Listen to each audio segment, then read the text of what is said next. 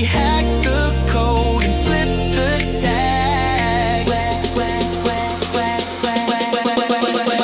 Where cliches come to retire. Drop that beat, turn down to fire. Say what's real, make fears take a seat. Unconventional wisdom, dancing on your feet. Hey. Hello and welcome to Unconventional Wisdom, about conventional wisdom. I'm your host, Kim Miller-Hershon. I am delighted to welcome Matt Levenhagen today as our guest. He is an agency owner of web services, and he has been building things online since the early 2000s, from affiliate sites to digital products, and now he has a full service agency. So it's called Unified Web Design, where they serve clients worldwide and they focus on custom website development, WordPress development. And in 2025, they expanded into AI and automation consulting through Unified Labs AI. And really, that's about helping teams integrate smarter tools into their business. Matt also has a podcast called The Builders Podcast, where he continues to explore what it means to build, whether that's a business, a product, a service, or something in between. Welcome, Matt. Nice to be here. Good. Okay, so how did I do on the intro? It's fine. Yeah, it's good. Okay, good. All right. So now that we know a little bit about who you are, I have a random question for you. So we are dying to know, are you a dog or a cat person? I am more of a dog person.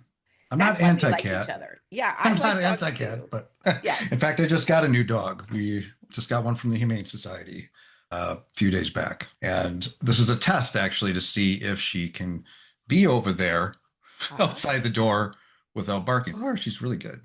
Okay. Yeah. Yellow How lab. fun. So do you have an idea of breed? Yeah, she's a full yellow Labrador retriever. Oh, okay. Okay. Yeah, we lucked out. Yeah. And about how old is she? 1 year and 9 months. So Oh, she's got okay. the puppy energy yet.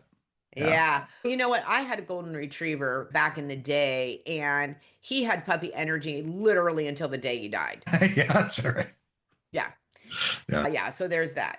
And it's very interesting. I know your dog is new to you, but my dog Buddy was food motivated from, honestly, day one to literally the day he died. Yeah. Yeah. Yeah. Watch where you put things on the counter. Oh, for sure. Yeah, this is actually our third lab. We just had Okay. one that passed away 3-4 months ago, and she was almost 13. So now going from a 13-year-old to a less than 2-year-old is a shock to the system. But yeah, labs in general are food motivated. Yeah. Yeah, it's something we deal with. Yeah, exactly. Yeah. How fun. Oh, and what's her name? That's important. Oh, her name is Daisy. Daisy. Oh, how cute. All right. Welcome, Daisy, to the Levenhagen family. We wish you a long and healthy and well-behaved life. Yeah, let's hope so. Yeah. Yeah. Healthy is good. Healthy is important too. Yeah. I used to say about Buddy that I was not just like a bad dog, like behavioralist, right? Like I invented mistakes to make training that dog. Yeah. That's how you learn sometimes. Yeah, you figure it out as you go. Yeah. All right. So you own this agency, right? You've got a bunch of people that work for you. Where I'd like to start is to really ask you about when you first started your career, what did you think or how did you think you had to be in order to be be a successful business person that you later on were like, yeah, no, that's not right for me? Yeah, I think it's actually something that's dawning on me in the last year or two. Maybe this isn't for me. Okay, I've had a number of businesses over the years. In the agency, we actually just celebrated our 7th year, so we're going into our 8th year. We're in our 8th year. And I've had other businesses in the past. And I don't know if I've failed completely at, but one of the places that things go south is talk to a lot of, I don't know, business gurus or whatever. And it's about building it bigger, faster, quickly, fast growth, scale. And I had that mindset for a long time. Even when I was looking at this agency, the first 5 years, we did pretty good. We were probably growing by 40, 50% a year in revenue. But then 2024, that kind of leveled out. And last year, a lot happened. But I've come to terms with the fact that it's not the first time, but it feels like the wheels start falling off the bus. And when I try to go too fast and I try to take on too much or take on that contract that maybe we weren't quite ready for, didn't know enough about. And those are lessons I've had in the last year or two where I had scaled up and I'm like, just keep saying yes because I have this big dream and this monetary goal. And I want to keep growing. I'm growing, but I feel like I'm in kind of my Zen moment at the moment. No, just calm down. Right. Consider what you have now as success, right? Like where I already have arrived, I've been putting myself back 5, 6, 7 years in my brain. 6, 7 years ago, if I looked at what the success I had today and the clients and the partnerships and all this stuff that I have right now, I'd be pretty darn happy. I feel like I made it. So maybe I should just chill out a little. Yeah. I love that metric for success because if we're always looking for the ideal, there's always more, right? There's always better than where you are. But also, too, it can feel very hollow, or no matter how much success you've got, you're still not there. Whereas if you look back to where you were and then see the growth, listen, I'm all for setting goals, having a vision, having a plan. Love a plan. Just love a plan. But I think the idea that success is measured only forward, even if you hit the metrics, it's not that satisfying. Right. And the problem is you feel like a failure. If you all of a sudden, businesses are going to ebb and flow. You're going to have good years and bad years and everything. But suddenly, if you tie everything to that big goal and you have a year or two in a row, that's okay, we're struggling, we're whatever, we're not growing like we want to, then you start feeling like that's a failure when reality is you're doing pretty good. And then you look around you. I interact with a lot of other agencies and stuff and seeing where they're at. Oh my gosh, I want to be like as big as they are someday and have it all figured out. But maybe I already have it figured out. Maybe I'm good where I'm at. And I'm not saying that I'm not going to still have big goals and I'm Right. not going to reach for that next level, but maybe in a calmer state. Maybe Right. it's not everything. Maybe I can just be happy, be grateful for what I have already built. I love that. It's an and conversation, not a but. Exactly, right? I can be happy with where I'm at and want more versus it's not enough. I have Yeah. to or I'm not successful, Yeah, right? and I also have to it's have, just it's like you're constantly like on edge, like you're trying like right. what I got to do to keep it going Yeah, forward. When maybe you can have those moments in your business where you can just chill and just enjoy what you've built at this level, and then maybe you will kick it into gear again or whatever, or an opportunity right, comes along that you didn't see. A lot of opportunities come along you didn't even see. You don't know right, what's going to happen next year. All this could be in a year from now and be like, oh no, I'm growing, I'm doing it, I'm back on the track. But right. you know, we'll see. Right. And I think that is exactly true. And I think that you also have to have the right clients. And I think what you were saying is sometimes you just say yes to everything and not necessarily to the right thing. Or you get a little too eager, too confident. I won't say who it was or anything like this, but a year ago I had a large agency that we were already working with them for quite a while, almost a year, and we scaled up that whole situation. And I started saying yes, like I just kept saying yes, but I didn't ask. Like there was a lot of questions I should have asked that I didn't ask, and I shouldn't have. Things are defined. Are you at capacity? I'm like, no, I'm not at capacity. We're good. But they wanted capacity 5, 10 times in the next week. So I wasn't like, suddenly we're flooded. And then I'm hiring, and then it was insane. There's a miscommunications, there's things, but it's like in those moments, it's very easy to want to just say, yeah, you have gotten to this point and you've said yes and you've done all right. But there's certain points it's like you get too eager. This is because this was a big injection in our revenue. We still had a good year, but it would have made a really good year having this account grow like this. And so I got so eager, almost blind in a way. I was just going to take it, I'll figure it out because I'm a figure it out kind of guy. That's right. You're going to throw stuff at me and maybe it's not completely clear how we'll get it done, but I will figure it out. I'll bring the team together, grow the team, add people I need and on the fly. And I was doing that, but it collapsed. So yeah. Yes, it does. Yeah. Yeah. All right. Which this is an interesting segue and next question, which is as a successful leader, what's one thing that people assume on the outside you have figured out, but it's something that you still wrestle with inside? Yeah. Really, it's being able to reel in new business. And I say that because what's that? I'm in my 8th year. I'm doing okay. We got solid client base, right? We serve direct clients. We serve other agencies, partnerships, and that's great. So we're doing okay, and we grow in that environment, and we grow through networking and relationships and building and content and that type of stuff. But one of the things I have not figured out, not for lack of trying, is how to flip a switch and get more business or to get the sales. If I need more sales, like right now, I just keep doing what I'm doing. I got like a baseline of stuff that I do.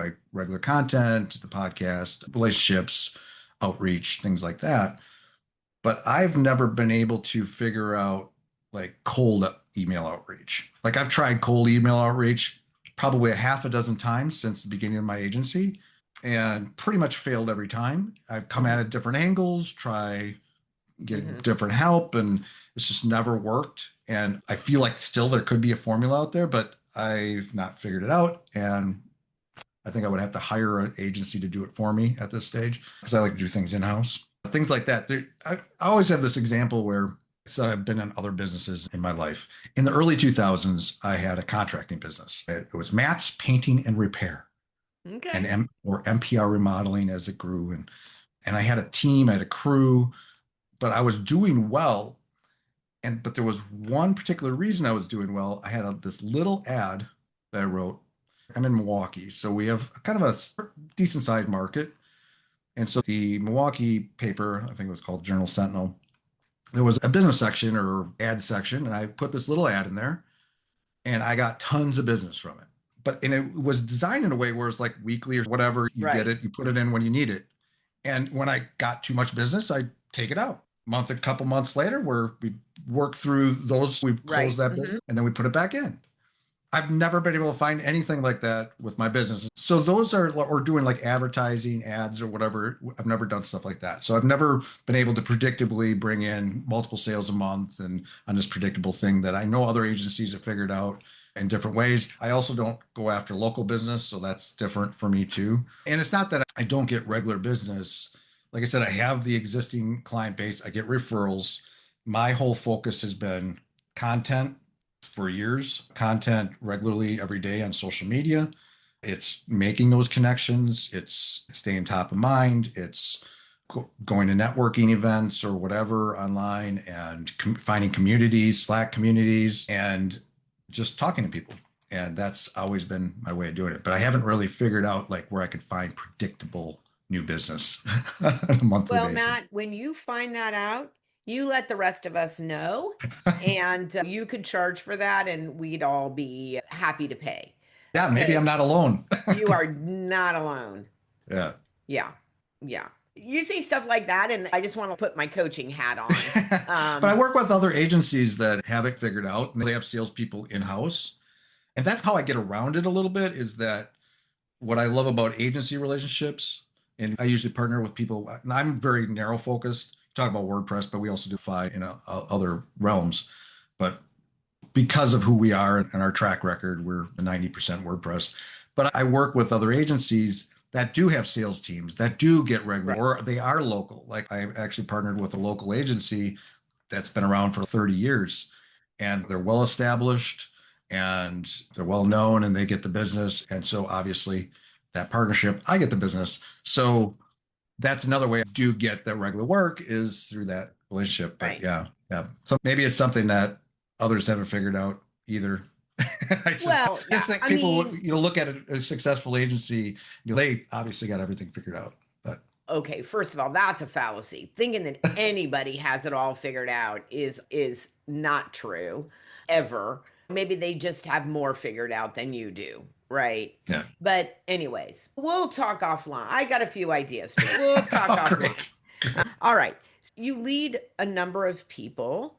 If you could rewrite the rule book on leadership, what's one outdated belief that you would throw away and what would you replace it with? I don't know if this is in the book or not, but I think when I think about how people talk about leadership and stuff, it's always like extracting yourself eventually from the business where you'll someday be the business runs itself. You can take 3 months off, you come back, it's still going. You're not in the business at all. Well, you are. You're playing a role, but you're not in the daily crafting Right. of your business, Hmm. like what you're doing. And you're more of the vision person and the deals person or helping out managing teams. And it reminds me of this agency I worked with, I started working with, and the agency owner found me through LinkedIn. We connected there, and it turned into a kind of more of a short-term relationship, but it was a relationship. But I found it was odd to me because he had gone down this leadership path of he wasn't in daily operations at all. He was like, Hmm. had no idea what was going on, like literally extracted himself, even from the project management system, everything. He's like over here somewhere and doing whatever he does. And good for him. He's probably very happy doing it. I'm not saying this is bad or good. But for me, I feel like I can lead beside the team, right? And I can lead by being still into work. Now, it depends on the size of your agency and your goals, obviously, but at least for me, and it's going to be different for everybody. For me, it's like I'm leading while I'm helping in the various areas. While I might have a project manager, but I also might be doing a little project management, or I do have web developers, but I also might be picking up some web development stuff. I'm in the work and I'm doing all that stuff, but at the same time, I'm also leading. So I think it helps me in a lot of different ways. I think I enjoy what I do. And this is something I think you have to understand too. It's like I don't want to necessarily, I've been at different stages of this agency where I have been that guy that's at the top, just trying to make sure everything's running and going and then putting out fires, but and trying to just lead. But at the same time, I really enjoy being in the work too, and being alongside the team and helping them and working out problems and just being in there. I don't know if it's if it's in the rule book, that's the pinnacle of leadership is to just lead, but that makes sense. Sure. So what you're saying is that for you, the success right now, the metric is having your hands in a bit of the day to day, right? Yeah, that it doesn't have to be the ultimate goal. You can be a leader and be in the business. Like you can work on Okay. the business and in the business as a leader. If you like again, if you're going to build a $25 million agency or something, that's probably going to be different. But you can, if you there's a different stage, and maybe that is okay. Like depending on what stage you're in, like maybe that's your stage and it's okay. Maybe you're wearing more of the hats. Maybe that's just where you belong.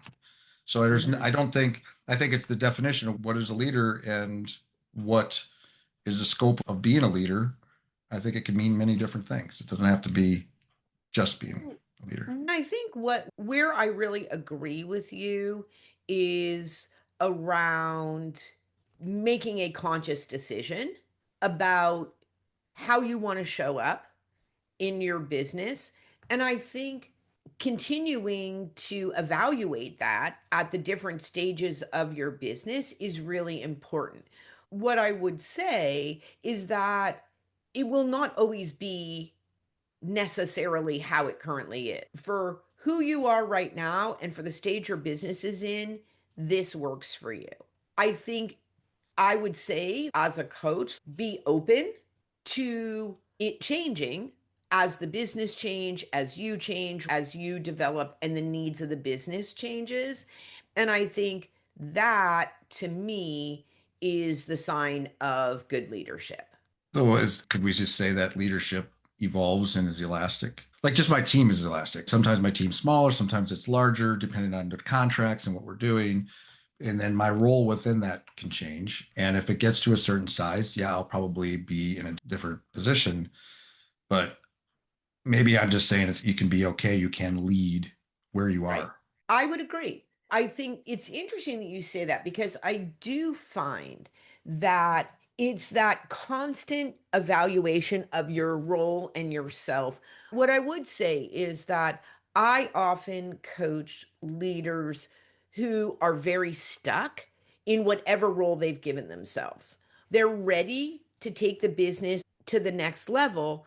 They need to grow into that. And basically the easiest way to say it is you got to change your job description. And just like you said, you've got to be elastic enough to be able to do that. Or frankly, you don't need me as your coach necessarily, but you need somebody, right? You need a coach to be able to look at that and help you figure out how do you make that transition, right? Yeah. Because I think sometimes it's very hard to see it from the inside. But if you're in a place you don't want to make that transition, you can just be settled where you are.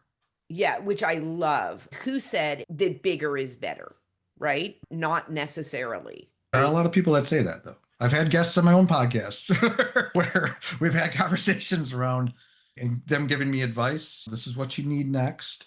Get this person, get this operations person. You need a good salesperson. Right. And that's all. And they'll take those things off your plate. And Uh-huh. yeah. So what I would say is 100%. Sometimes enough is good enough, right? And like you said, sitting in the success of what you've built. And you don't necessarily need more if it's meeting your needs, it's meeting the needs of your staff. And frankly, you're adding value to your client, you're good. And sometimes it's just getting comfortable saying, I'm good, Yeah. right? I'm in a good place. Because what I was going to say is it's good enough, but that's actually not the right language. The language is like, this is awesome, right? This meets my needs. This meets the needs of my employees. It meets the needs of my clients. And guess what? I get to have the life that I want. And it's interesting because when we talk about unconventional wisdom, I think that we've really hit upon something. Yeah. Yeah. Yeah. Yeah. Yeah. And depending on what your client base is, that's important too to take into consideration. I have one of my biggest clients I've had for 5+ years at this point. As he's seen me ebb and flow and had my roles kind of change, and for a while I've got a bigger team around what we're doing for him or whatever, and I'm over here somewhere. But at the same time, he loved. I remember one time I had a conversation. We moved over to a help desk system, and I was trying to get him to use it because I was trying to evolve and manage everything we had going on. And I said, my project manager will work with your team in there and stuff like that. But and he said, man, that's okay, as long as I can still call you directly and email you. And so some clients appreciate or are connected to you, especially in the Right. beginning before you grew, that they appreciate that relationship and what Right. that is. So yeah, Yeah. I think those are important things as well. yeah. Right. Okay. What's one unconventional habit or mindset shift that's helped you grow this business? I think it almost ties into what we're talking about is staying close to the craft. Okay. And for me, it even ties into what I was just talking about with that client is that I can have conversations because I don't just run a team of web developers and designers, and I also do it. I also code. I also do web development. I come from that, right? I did it before this agency, but I have the technical knowledge and it helps me a number of different ways. Number one, I enjoy the work, but it helps me when I'm in the room, even with partners. Like if I'm with a partner, another agency, I'm usually the reason why I have the partnership is our technical abilities, but also technical knowledge to help figure out requirements and ask the right questions and all that stuff. And me keeping up with the craft and understanding it and that knowledge helps me not only make that other agency look better and be less stressed because they don't know how to answer these questions, is that I can help them even close business by Mm. helping them with estimates or whatever. So or ask, come back with other questions and things like that. So I think that for me, the growth came from me being able to close more deals because I'm close to my craft and I understand it deeply. I didn't just buy a business I know nothing about or something. Like I can't, I'm grassroots. I came up, There you go. and I think that's part of that's what helps me, I think. And again, that could be as the business evolved, as it got bigger, I would have other people that be able to, step into that same role.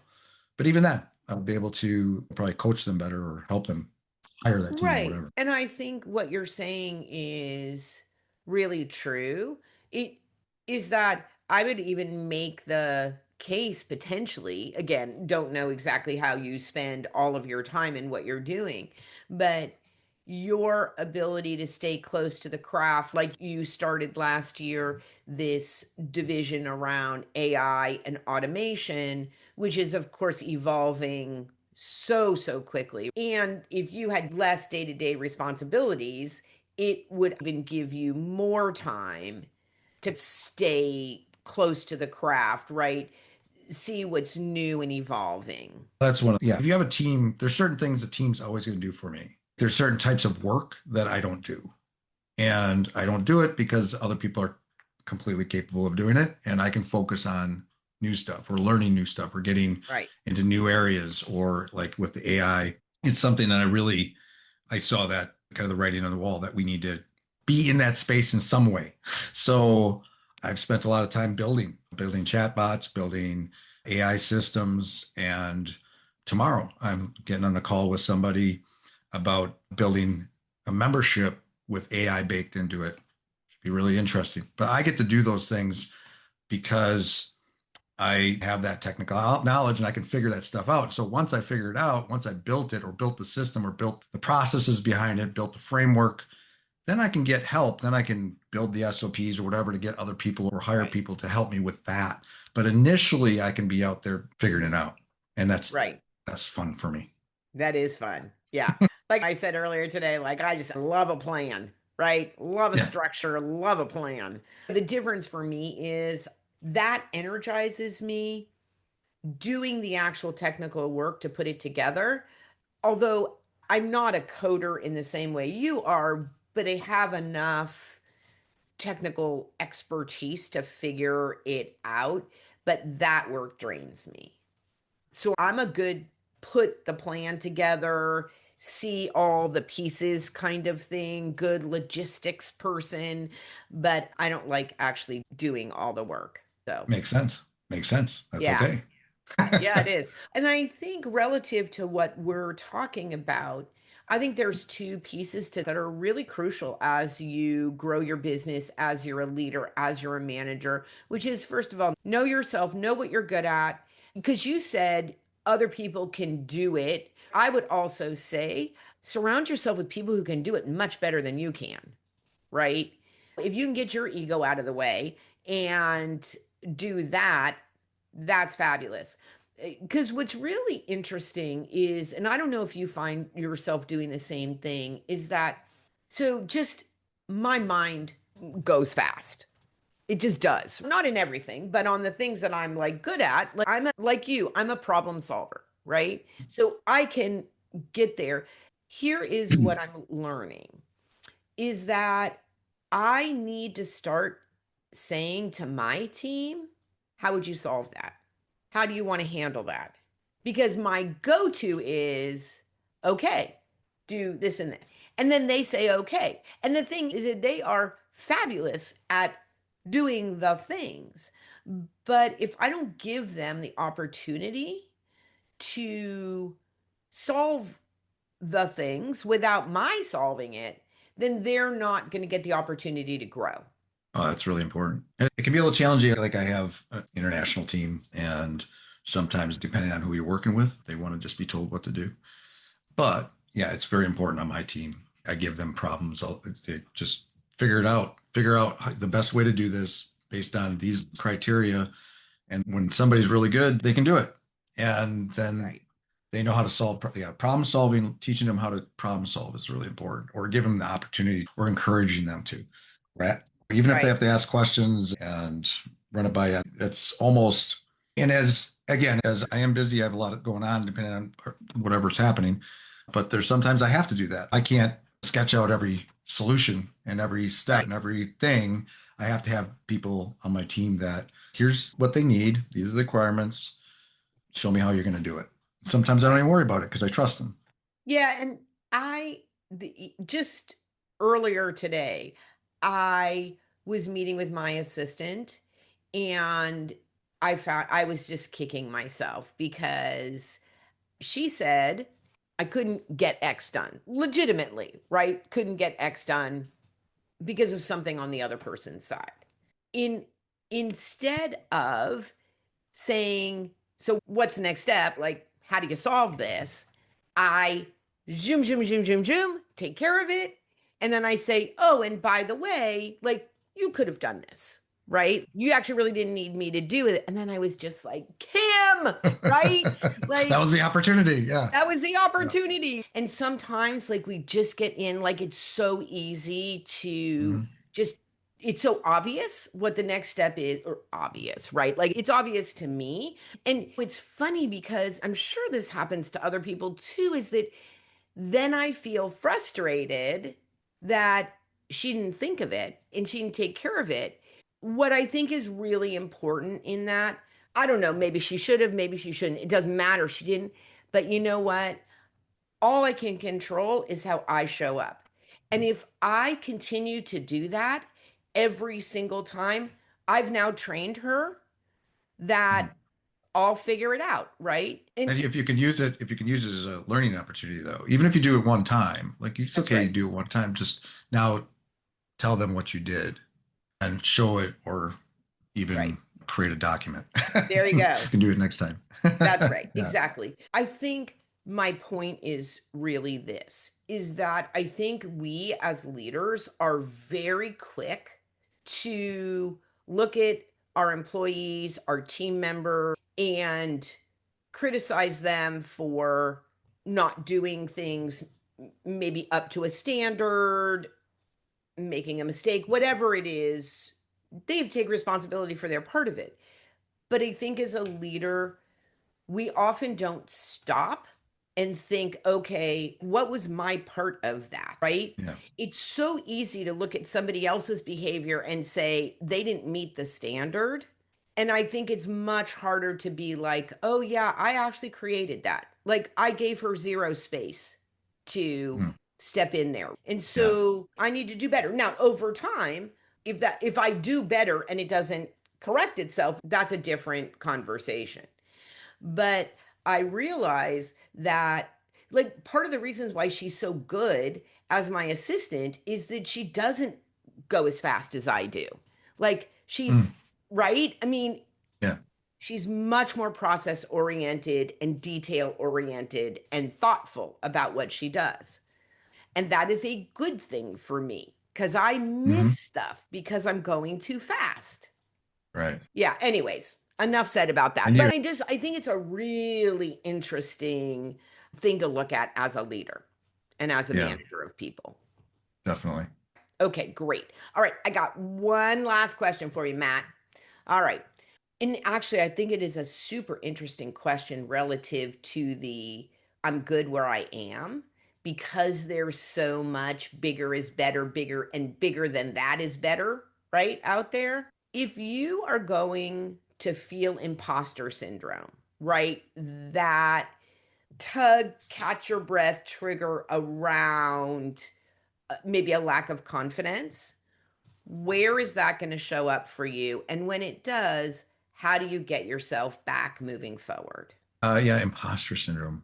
So it's going to show up for me like probably when I'm on a call with a potential prospect or Mm, clients or a group of people. Sometimes you're on a call with multiple team members and all this right. and people on their teams. And on that call, maybe you don't know everybody. Like, I don't know if I should, if I speak, if they're going to think I'm dumb or am I prepared for this? And there's a couple things like it can also show up in things that I'm doing for the first time, like the AI stuff. I'm going into a realm that's relatively new to me, to all of us. Right. And Mhm. if I do speak, like I get on that call tomorrow, I'm going to talk about AI and how to build this thing. It's I could see a little imposter syndrome. Should I even be on this call? Should I even be offering this service? But ultimately, I think there's two things. I think the first thing is to always, you have to remember most of the time when you're in those rooms that you know more than most of the people in that call, right? You're the expert. You've been doing this for years and years. There's people on this call that have not done the things you've done. You've been through the ringer. You've figured a lot of, you've delivered a lot of great projects. And so just positive self-talk, just, you know what you're doing. Maybe I look in the mirror, man, you got this.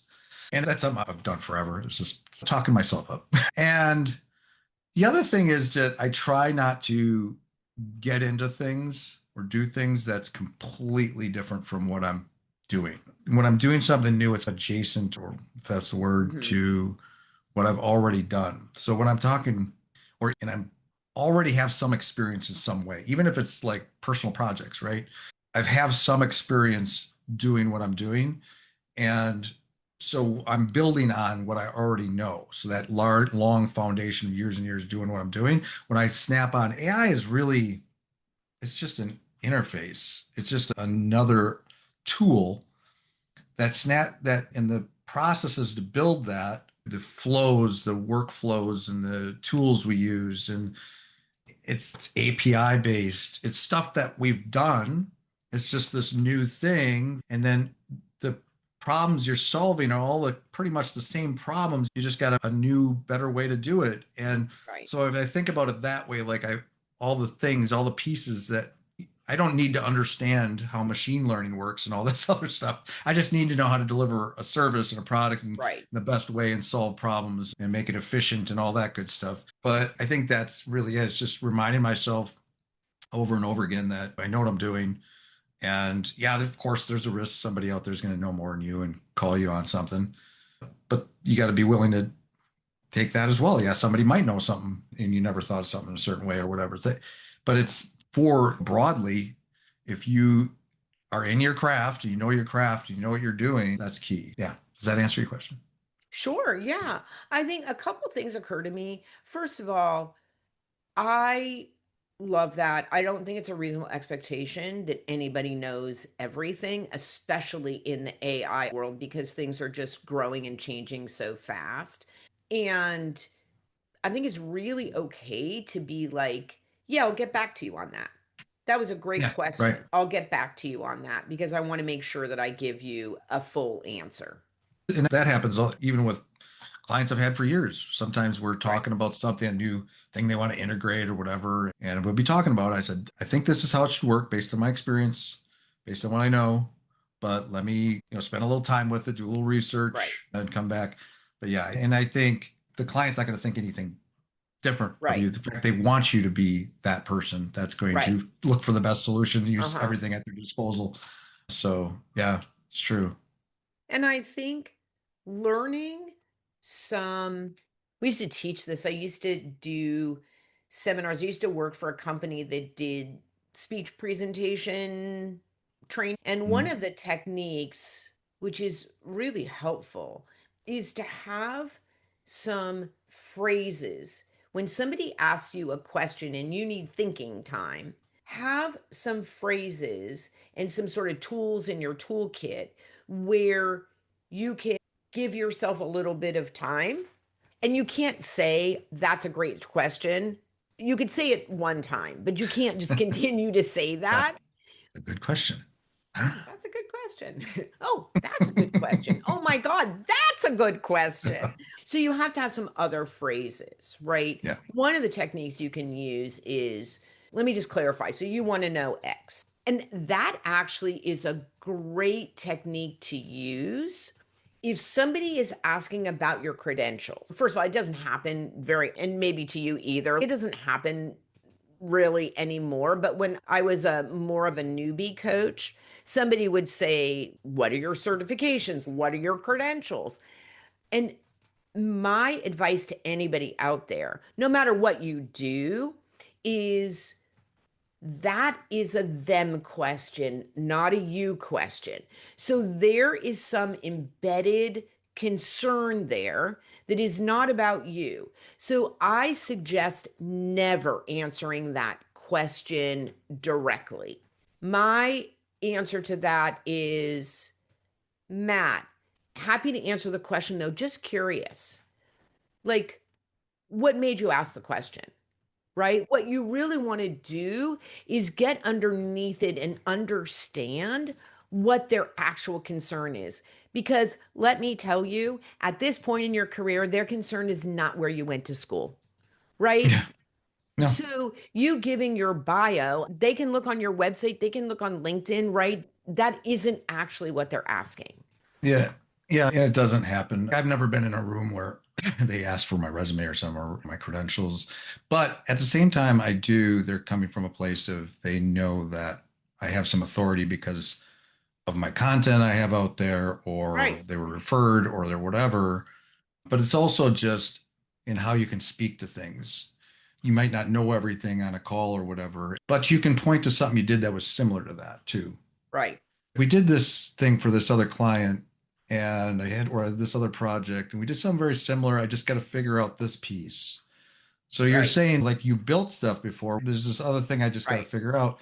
But and that's something I think that's really important in that situation is that it just speaking to things you've already been able to do, and you're not gonna be able to do that first. But over time, I use every opportunity I can to talk about this other thing we did for this other client Right. or this other project, and that puts them at ease a little bit because okay, Right. they've done Right. stuff. Okay.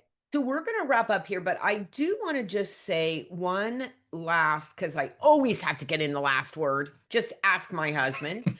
So, what's interesting about what you're saying, if you are a person who, in the moment, you have a hard time recalling your success stories, what I really suggest that you do is just keep a note for yourself. So tell the story, write yourself a little script, keep a spreadsheet or a notebook about the kinds of projects that you really enjoyed and what kind of success you had with it until you can get to the point where you can just bring those things up. But some people, even if they've had a ton of success, like in the moment, have a hard time Hmm. recalling those stories. So make yourself a list of them so that you can really even look them up in the moment. All right, Matt, we delivered. You delivered today. I appreciate you. You helped me deliver. Thank you. Thank you for listening. I'm Kim Miller-Hershon, Kim Miller-Hershon Coaching and Consulting. You've been listening to Unconventional Wisdom about conventional wisdom with my guest, Matt Levenhagen. And we didn't get to meet his dog, Daisy, but we did get to hear about her. We're excited about that. Just very quickly, give your great contact, also the name of your podcast, please. Yeah, you can contact me. You can go to my website, unifiedwebdesign.com. I have a contact form, support at the top, and you can reach out there. I also spend a lot of time on LinkedIn, just Perfect. Matt Levenhagen, not too many Matt Levenhagens out there. And I think it's LinkedIn.in Levenhagen, I think, something like that. And the podcast is the Builders Podcast. I'm out all over the place on your Apples and this and that, and Spotify's. So yeah, if you want to listen in, we talk about business, we talk about building things. Love it. All right. And for me, I would love it if you would subscribe to my newsletter, which we put out once a week. We just address like one thing and we give you a little challenge about how to implement that thing. And it's pretty straightforward and people have been enjoying it. So I think you'll enjoy it too. Matt's link, my link will be in the show notes. Thank you for listening. Go out there and be a better human. Where cliches come